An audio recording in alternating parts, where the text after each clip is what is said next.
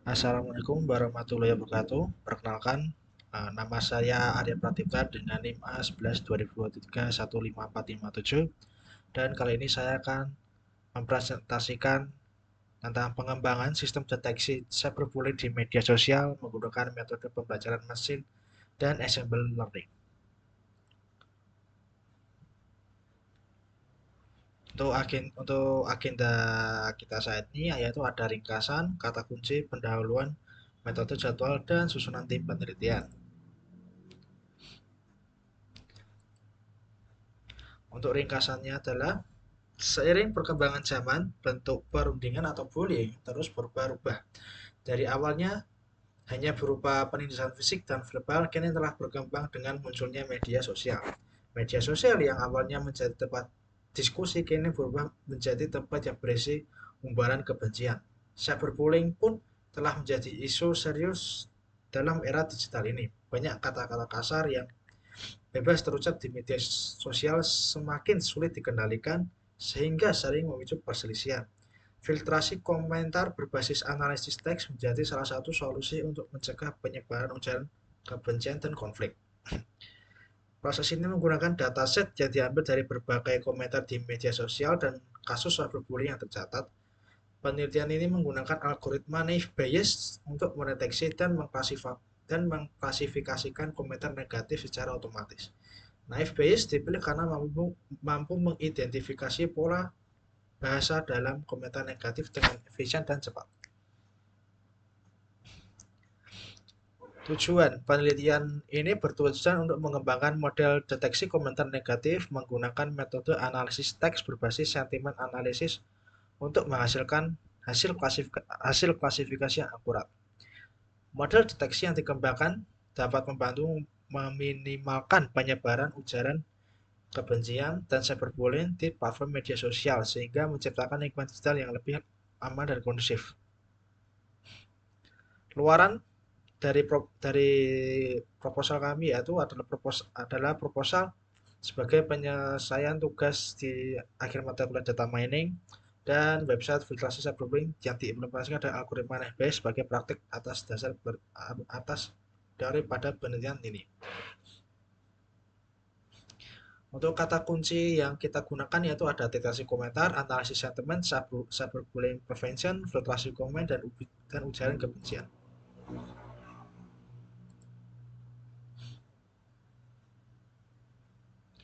Seiringnya dengan berkembangnya teknologi, kita tidak bisa terlepas dari media sosial.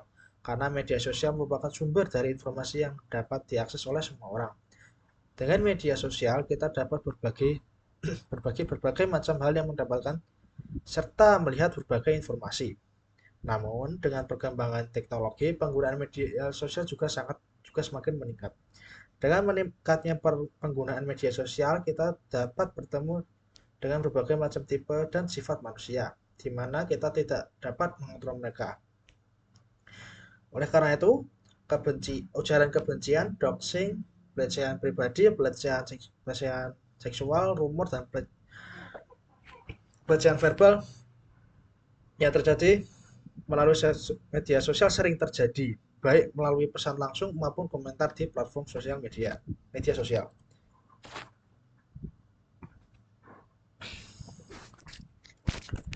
Untuk latar belakang penelitian, dalam hal penanganan maraknya pelecehan seksual, cyberbullying ini dan ujaran kebencian di media sosial, diperlukan sistem yang dapat mendeteksi kata-kata yang termasuk dalam klasifikasi tersebut. Beberapa penelitian terkait penyaringan cyberbullying telah dilakukan seperti implementasi analisis investigasi cyberbullying di WhatsApp dan implementasi support vektor mesin untuk mendeteksi kalimat pelecehan seksual pada media sosial seperti Facebook. Namun dalam penelitian tersebut, perangkat lunak yang diterapkan hanya dapat memfilter jenis satu pelanggaran kata dari berbagai jenis pelanggaran di media sosial. Oleh karena itu diperlukan perangkat lunak yang lebih praktis yang dapat menyatukan fungsi dari hasil penelitian sebelumnya. Karenanya, penelitian ini berfokus pada pengembangan perangkat lunak yang lebih praktis dan efisien dengan menggunakan dataset yang telah dikumpulkan sebelumnya, sehingga perangkat lunak yang dihasilkan dapat mencapai akurasi yang tinggi dan menghasilkan kesimpulan yang tepat. Pada Pada penelitian ini, kumpulan dataset yang digunakan terjadi kasus ujaran kebencian atau hate speech, ada doxing, ada pelecehan pribadi, ada penyebaran rumor, dan pelecehan seksual. Di Twitter dan Instagram, kenapa kita memilih Twitter dan Instagram? Karena mereka memiliki yang karena mereka sering lebih banyak sekali ujaran kebencian di Twitter dan Instagram terutamanya. Hal ini menjadi tantangan dalam memilih jenis kasus yang tepat untuk dimaksudkan dalam proses filtrasi mengingat banyak beragamnya bentuk kasus tersebut. Untuk mengatasi tantangan ini, penelitian ini menerapkan model dan metode pembelajaran mesin atau machine learning guna meningkatkan akurasi deteksi berbagai bentuk pelanggaran di media sosial. Untuk memecahkan masalah itu, penelitian ini mengusulkan metode deteksi cyberbullying di berbagai platform media sosial dengan menggunakan NLP atau Natural Language Processing dan Machine Learning. Tahapan awal meliputi pemilihan dan pengkolongan kasus-kasus cyberbullying yang relevan seperti hate speech, doxing, pelecehan pribadi, rumor, pelecehan seksual, dan sebagainya. Meskipun dataset yang digunakan tidak terlalu besar untuk saat ini, data ini dianalisis untuk mengidentifikasi pola-pola umum yang sering muncul dalam berbagai jenis komentar negatif. Dengan menerapkan NLP, sistem ini mampu memahami konteks bahasa dari setiap input yang diterima. Untuk roadmap penelitian kami ini untuk Oktober hari ini mengumpulkan dan pemeriksaan dataset yang telah kita kumpulkan. Lalu ada pemeriksaan data, pengembangan model dan integrasi ke sistem untuk November dan Desember kita melakukan pengujian dan di Januari kita akan menyusun dokumentasi dan presentasi hasil penilaian. Untuk metode dalam tahap penelitian, untuk saat ini kita baru mencapai pengembangan model. Untuk akan dikerjakan kita masih ada evaluasi, masih ada pengembangan, integrasi, pengujian, hilirisasi, penyusunan, dan masih ada presentasi hasil penelitian. Untuk studi kasus dilakukan menggunakan analisis bibliometrik, yaitu mengolah judul abstrak dan kata kunci dari semua publikasi yang untuk mendapatkan tren terkini. Publikasi yang digunakan menggunakan kata kunci cyberbullying, sentiment analysis, dan social media detection mendapatkan sekitar 90 publikasi dari database Scopus dan berbagai sumber lainnya yang menunjukkan cyberbullying tetap jadi tren global dari tahun 2019 hingga 2023. Twitter dan Instagram dipilih karena memiliki interaksi pengguna dan risiko penyebaran komentar negatif yang sangat besar. Dataset cyberbullying yang dikumpulkan dari dua platform mencukup berbagai kategori seperti kekerasan verbal, pelecehan, manipulasi, dan sebagainya yang saya sebutkan tadi, yang akan digunakan untuk melatih model machine learning. Untuk analisa rumus masalah pada penelitian ini, masalah utama yang diangkat adalah maraknya cyberbullying yang terjadi di media sosial, khususnya Twitter dan Instagram. Penelitian ini mengidentifikasi bahwa sosial media sering menjadi tempat yang rentan terhadap penyebaran ujaran kebencian, kekerasan verbal, pelecehan yang menimbulkan dampak negatif bagi penggunanya. Tantangan utama yang dihadapi oleh bagaimana menciptakan suatu sistem filtrasi otomatis yang dapat mendeteksi komentar bernuansa negatif untuk meningkatkan kenyamanan penggunaan sosial. Beberapa isu yang muncul dalam penelitian ini meliputi ada keberagaman bentuk cyberbullying, ada keterbatasan dataset, ada teknologi deteksi yang diperlukan, dan evaluasi model. Untuk dataset yang kita gunakan ini baru kita memiliki dua dataset saja yang akan digunakan. Yang pertama dataset cyberbullying Twitter bahasa Indonesia, dataset yang berisikan 650 komentar dari media sosial Twitter dalam bahasa Indonesia yang disimpan dalam format XLSX, dan data cyberbullying Instagram bahasa Indonesia sama berisikan 650 komentar dari sosial media Instagram dalam bahasa Indonesia yang disimpan dalam format XLSX.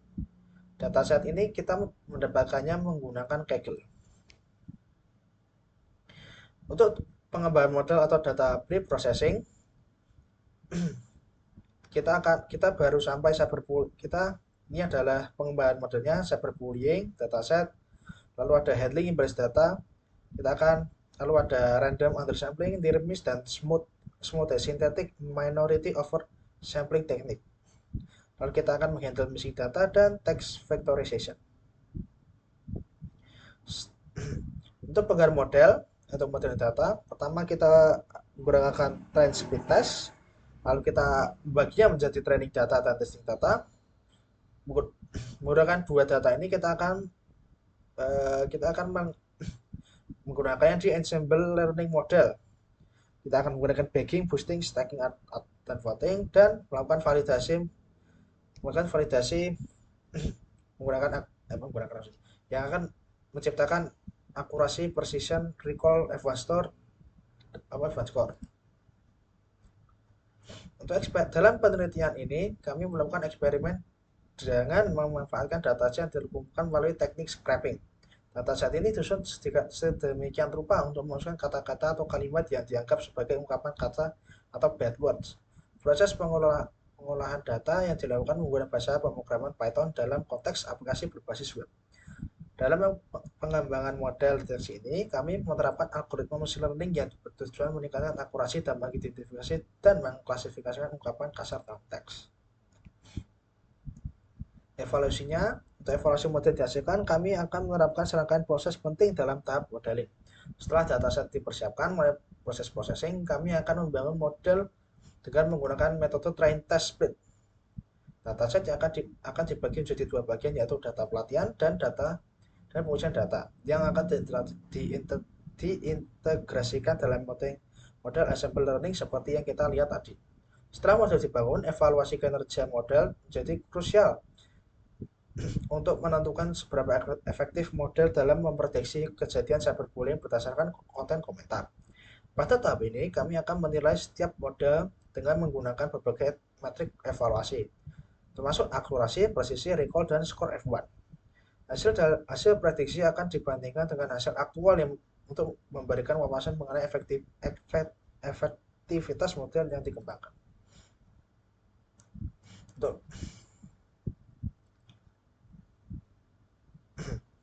Untuk jadwal proyek kita, untuk minggu pertama dan kedua kita akan menganalisa masalah. Untuk minggu 2, 3, dan 4 penyusunan dan mengajar proposal. Untuk minggu keempat studi pustaka, 3-4 studi pustaka, minggu keempat dan 5 untuk pengembangan dataset, minggu ke-6 dan 7 pemrograman data, pengembangan model dalam minggu 7, 8, 9, dan evaluasi model dalam minggu 7, 8, 9.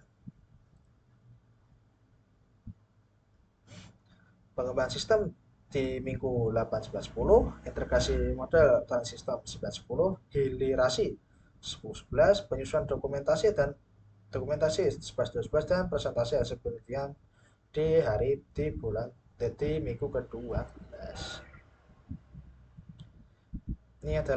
Berikut adalah susunan tim penelitian. Ada Hafida Sukmadewi, ketua tim kami. Ada Haidar Satria Hadi Wibowo sebagai anggota dan pembuat model. Ada saya Arya Pradipta, saya mengumpulkan dataset, melakukan scraping data, dan mencari jurnal penelitian relevan. Lalu ada Sinatia Rezi Bisma Putra sebagai anggota yang membantu saya menyiapkan dokumen dan melakukan scraping data. Sekian, terima kasih atas perhatiannya. Mohon maaf jika ada kata-kata yang salah. Akhirul salam. Wassalamualaikum warahmatullahi wabarakatuh.